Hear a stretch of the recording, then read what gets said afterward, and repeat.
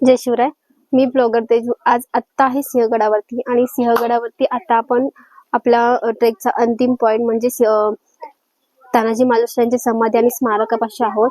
तर आतमध्ये बघा, स्मारकाकडे येताना आपल्याला काही ते स्टॅच्यू बघायला मिळतात. त्या स्टॅच्यू बद्दल थोडक्यात माहिती घेऊयात आपण.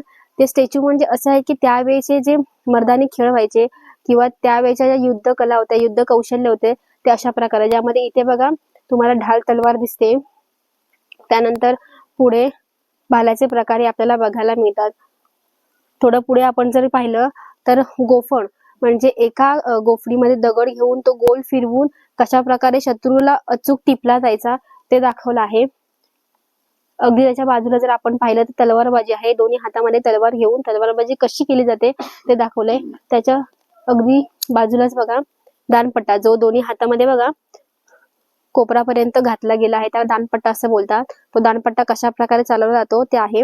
त्याच्या समोर तिकडे बंदूक दाखवली आहे की बंदुकीचा वापर त्यावेळी कसा व्हायचा.